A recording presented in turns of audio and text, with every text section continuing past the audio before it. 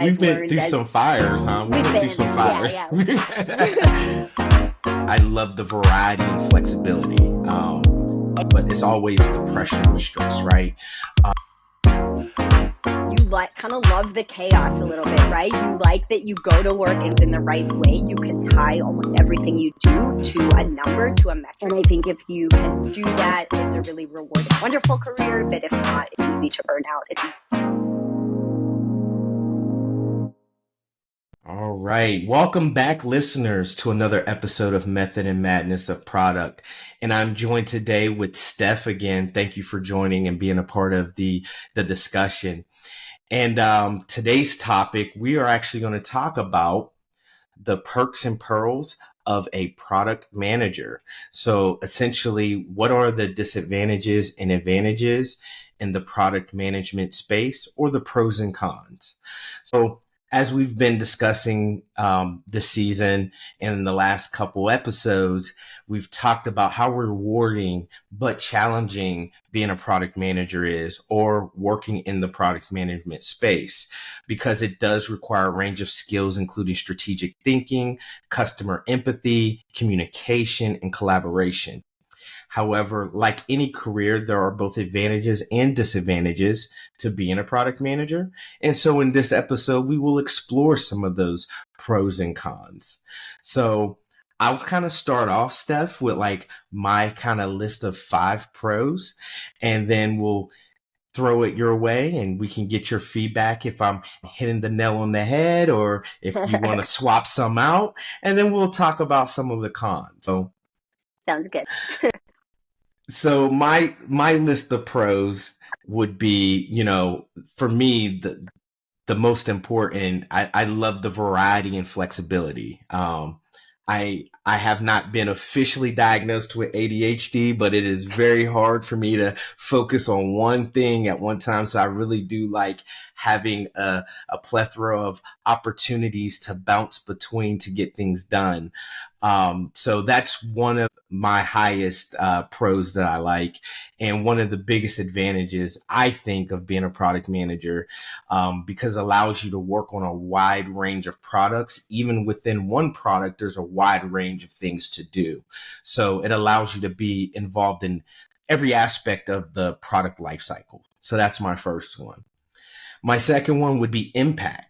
As a product manager, you have a significant level of impact on the success of the product and the overall business, even though you may not always have, which could probably go into con, but even though you don't always have the final say, your impact on the product is a very rewarding. And then the career growth, right? It's a very sought after, highly touted role, and the demand for these skills are very competitive, which leads to competitive salaries and opportunity for career growth, and within your organization or when you're looking externally at other organizations. And then the next one would be customer interaction, whether that's front end or external or internal customers that you're going to be working closely with to understand their needs as you develop your products to meet their needs.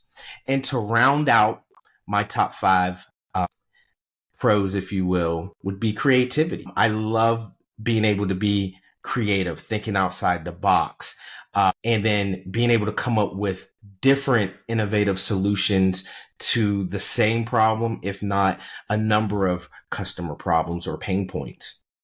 This creativity can be challenging, but also rewarding as product managers, having the opportunity to develop those products. And again, seeing it from the beginning stages all the way through to production and in your end user hands. So those would be my top 5 pros. Tell me how I did, Steph. I mean, I don't even need to be here. Like A++. Nailed that. Honestly, I feel like I agree wholeheartedly with you. I love the first one you said about variety and flexibility. I think a big characteristic of product managers that I've worked with who are really kick ass at their job are like you like kind of love the chaos a little bit, right? You like that you go to work every single day and it's not the same, and you get a lot of like exposure. I think for me, I would add on to that, or maybe retitle, because it's always been my favorite part of the role, is just the learning aspect of it. Like, it's such an accelerated way of being able to see across the entire organization, because you have to align across the whole organization. You have to talk to everybody. You don't have to know how to do everybody's jobs. Like, that doesn't make a good PM, but you have to be sensitive. You have to know your audience. You know how to speak to people, communicate to different people who absorb information in a different way, who understand things in a different way. And you kind of get to see how, like, you tweak something over here and it impacts someone over here, and you get very good at this, like, systems thinking. And so for me, I think, I've pretty much been in product my whole career, but since I've really been in it in a more formalized way, I think I've just learned so much. And I think that really ties to what you had said about career growth, is that you, not only is it like, you've got a ton of learnings, you get to be really aware of a lot of the way that business runs. I think for me, it's also been like, what am I really drawn to? What gets me up in the morning and makes me super motivated to come to work? This isn't always the same, but the other side of that is like, what am I really, really good at? What is my brand? What do I get known as? Where do I excel? And then what am I not so good at? And what do I not like to do? And I think for me now, and for a while, it's been like, I love product management. There are days when I don't, but there are more days than not when I really do. And I think, I continue to have this career growth within product, but it also gives me a lot of comfort to know that one day when I probably burn out from this, is like, okay, now I can kind of do the short list and understand where I want to go from here. Which is exciting. The other thing I'll say is I really agree with you on kind of the impact, the creativity. I think the customer interaction as well. I think it's pretty rare that you have a job that, if you're doing well and if you do things in the right way, you can tie almost everything you do to a number, to a metric, to quantifiable impact. And I know we're going to talk about this at a later date, but that's awesome when you're job hunting, because you can put that on your resume. It makes that so much easier versus like pulling numbers out of thin air. And I think it's just kind of like a little bit of an ego boost when you can say, hey, I had this, obviously it's not me by myself, but working with my team Right. and whatnot, we had this impact on a business. It's really cool. So yeah, as I said, well done. I really agree with everything you said, and I love it. Oh, we should have like some sort of like special bell or something, like 100% When we accuracy on align, that. we need That's sound awesome. effects. Post production. Yeah. But yeah, so I'm really glad that you agreed with my top five. And again, they're not in a specific order; they're in my order. And I think you can make a case when, if you talk to 10 different product managers, they'll reorder that list, but you'll see a really concise consensus that some way, shape, or form, those top five kind of bubble up and resonate with a lot of product managers in the space. So now the cons. All right. One So part. the fun part. So I do have five cons as well. So the first one here is, and I think this is with any role, regardless of what industry you're in, or, whether it's in the tech space or not, but it's always the pressure and the stress, right? It's not a role without it. It is a very high pressure job that requires meeting tight deadlines and delivering successful products. This pressure can lead to stress, long nights, long development, deployment, long weekends sometimes, and dealing with competing priorities and definitely unexpected challenges. So I would say that would probably be the top con that I have here. And then I would probably say follow that with the cross-functional communication. As much as we've talked about alignment, as much as we've talked about communication, product managers, like, not only must we work on it with our cross-functional teams, but we also have to remember that, you have to meet people where they are. And a lot of teams aren't used to communicating with us in that manner, because when you're dealing with positions that are very historical, been around 30, 40, 50 years, these roles, we're working in a new, innovative way in the past 2 decades when we talk about this product management space. So we have to be skillful at communicating with different teams and understand where they're coming from, and then help them, so that we can mitigate potential conflicts or lack of communication. So I would say, like, that would be a quick follow. And then the next one I have is limited control. We talked a little bit about the impact part of it, but we do have a limited amount of control, because we have limited amount of control over the resources, the budget, and sometimes even timelines. A lot of times that can just be handed down from senior leadership. So we must work with our teams, our stakeholders, to achieve their goals. And when things become challenging, just try to understand what's frustrating them, and then see if there's a way for us to help mitigate those things that are frustrating. And then I would probably say the next thing would be ambiguity.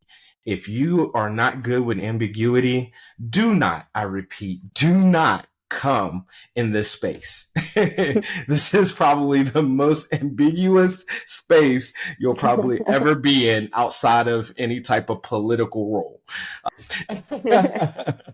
But, in this product management space, it requires dealing with that ambiguity. Um, Marketing to the customer needs is always constantly changing in this fast paced environment. Technology is always constantly changing.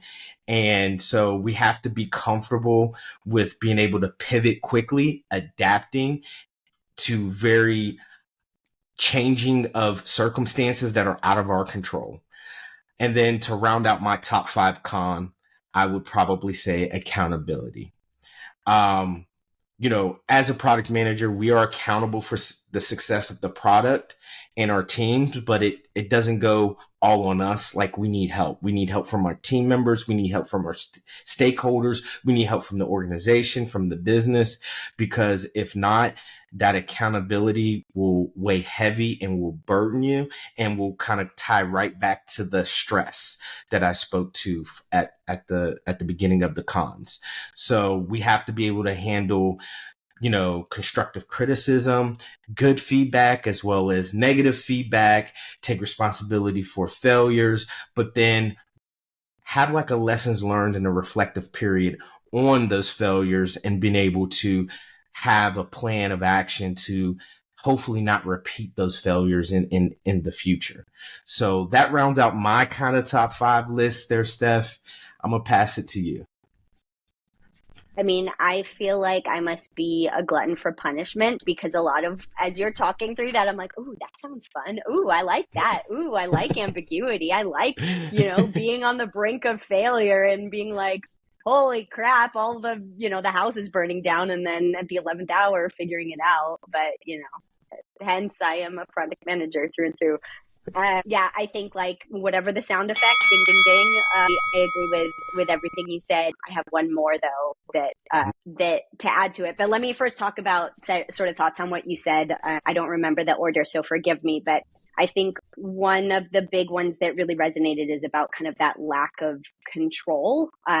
It's such a rarity to be in a job where you're like very accountable for things, but you can't do anything, right? Like, I don't have a computer science background. I can't code. I can't, I can do shitty design, but I can't do like great design. I can do basic wireframes. And so you're so dependent on so many people, which is great and exciting. And you find great teams, and it's amazing. And sometimes you don't have a great team, and it's really hard. And sometimes you have to make really tough decisions for the good of the product and the company and the users and the team, frankly. But it is hard at times. I think along the lines of that too, one of the things that I have found to be really challenging for myself is just meeting fatigue, especially when we're not all in person. Yes. I think that being on Zoom or whatever platform of your choice, like being on that all day, every day, there have been weeks where I'm like 9 to 5 back to back calls, and you finish up the day and you're exhausted and you're like, I didn't do anything. And when I'm being cynical, I think I didn't do anything. And when I'm being like optimistic, I think, I saved someone else a lot of work probably because I was aligning and doing all of that, like the talking stuff. But it's really tiring. And I think that you have to learn boundaries and you have to figure out what works for you. And I know for me, like I put blocks in my calendar. I take lunch breaks every single day. I know that sounds like silly little things, but I have to. Like I have to step away. I have to get fresh air. I have to go for a walk. I have to leave my office on the weekends because otherwise, like it just, there's no end to this work, and you have to draw boundaries. And I think if you can do that, it's a really rewarding, wonderful career. But if not, it's easy to burn out. It's easy to get overwhelmed. And so really finding those boundaries and finding ways to be incredibly organized and sometimes multitask if you have to. I have been certainly called out on meetings for doing that. It's a bad habit, but there are days that you have to. So again, I agree with everything you said there. I think the one thing that I would add to that, and this may not be unique to product management, it may just be Mm-hmm. working, but for me, I've found that your stress levels, your motivation levels, your enjoyment is incredibly tied to leadership. And that's not just your immediate boss, but it's also the leadership of your company. I think because that sets a lot of the tone of the culture and how people treat each other. Like, I know for me that having a micromanager does not work. I will shut down. Like, I, Absolutely. I Mm-hmm. don't like that. And I know for me, placing blame on others and being blamed myself does not work. Like, when I am at my best, I can turn that around and say, okay, let's like, what's the problem? Let's think forward. How do we solve this going forward? But when I'm at my worst, I get defensive. And that's usually coupled with like feeling overwhelmed and feeling burnt out and all of that. And like, I've been there and it's not fun. And I'm sure others around me say it's not fun either.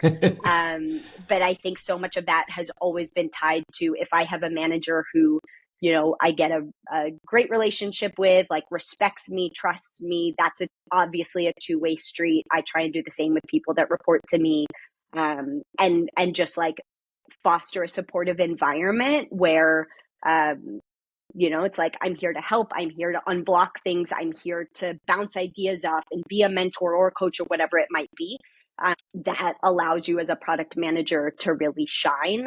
And it allows me to ask for help when I need it and not be beat down when I don't, right? So I've had Agreed. really great bosses, and some reason I always seem to really thrive under those people and bosses and leadership and great culture. And I've been part of toxic culture. I've had great bosses Mm-hmm. in toxic culture, like the whole gamut. It's so much, it's a big smorgasbord of fun. But I think it's like, you got to get that culture. You got to get the leadership right. So talk to us a little bit about some of the, I'm glad you brought that up, some of that experience about working in this space on the pros and cons. Like, do you notice any of those kind of flip when you're in more of a toxic culture versus when it was good? Or like, is it like even some pros can become cons if you feel like your voice isn't heard in some of these kind of Mm, spaces? Because as you were talking, I was just kind of thinking like, I wonder what this would look like if you're a product manager in a space, and whether it's toxic or it could be a good environment, but maybe your voice isn't heard. And how does these pros and cons stack up then?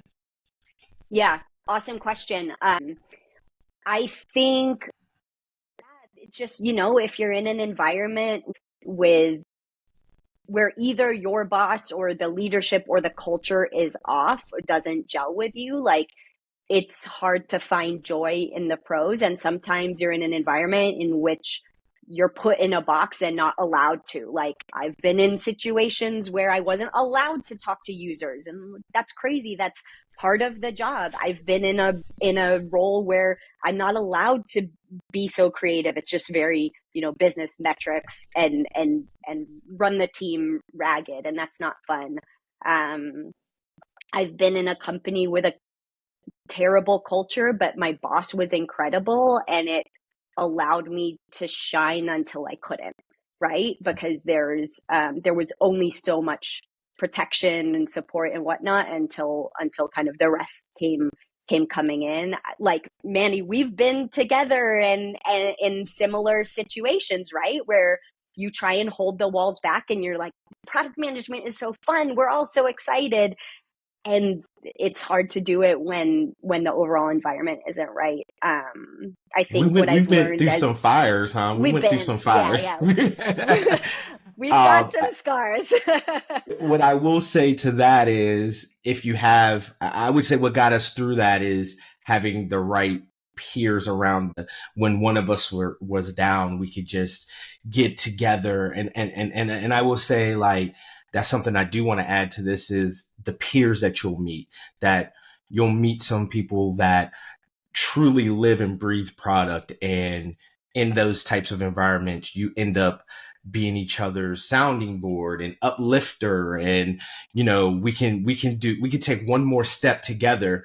What can I do to help alleviate, make your day better today? And then, like, it might reverse the next week. So I would say, I don't know what category we would plop that into, but your peers that you meet in this space, because more often than not, you're not going to be the only product manager unless it's a startup and it's a very small company. You do have others that are going to be in the fire that can relate, hopefully, to what you're going through. Couldn't agree more. Like, I think for me, what I've learned as I've bopped around from different companies is I will never join a company with a product team that I'm not allowed to talk to other people, because that's such part of it, right? Same with, I will never again, I've made this mistake, but I will never again join a company that I can't meet every single person who is reporting to me, if I do have reports, because that relationship has to work. And I think that companies that tend to not let you talk to others, it's like, what are you hiding? And companies that are very open, like, again, it works for me. It doesn't work for everyone, but I think it's important to be clear on what works for you. And then as you're joining companies or joining jobs, like, just make sure you're looking out for either the green flags or the red flags as you're interviewing. Absolutely. So, any last thoughts before I take this away, and we move on and kind of close this out? And please, everyone, if you have any questions, comments, after listening to this and you want to learn more about this, we will have in the description LinkedIn profiles for myself and Steph. Feel free to hit us up on LinkedIn, and we'll be more than happy to answer any questions about this space. If you're thinking about getting in there, we love networking. So any final thoughts, Steph? No, this was a really fun discussion. Thanks. So in closing, I'll just remind everyone that, becoming a product manager offers a unique set of advantages, disadvantages, pros, cons, happy days, down days, right? It requires a diverse skill set and offers opportunities for growth, influence, and impact. However, it also comes with its own set of challenges and requires a high level of responsibility and accountability. So by understanding both benefits and drawbacks of this career path, you can make an informed decision about whether this is the right choice for you. And once you get in and we get our hook synced in you, you are now with us on the dark side. Well, listeners, thank you again for listening to another episode of Method and Madness, a product. And Steph, thanks again for joining us for another discussion. I'm really enjoying having you on the show. Likewise. All right, everyone. Thanks, listeners. Hope you enjoyed and learned as much as we did from this episode. If you haven't yet, follow us on all of our social media platforms for more awesome and insightful product leadership, discussions, and content. Check out the description for the links. Don't hesitate to message us with any comments, recommendations, or questions. Looking forward to our next discussion. Until next time.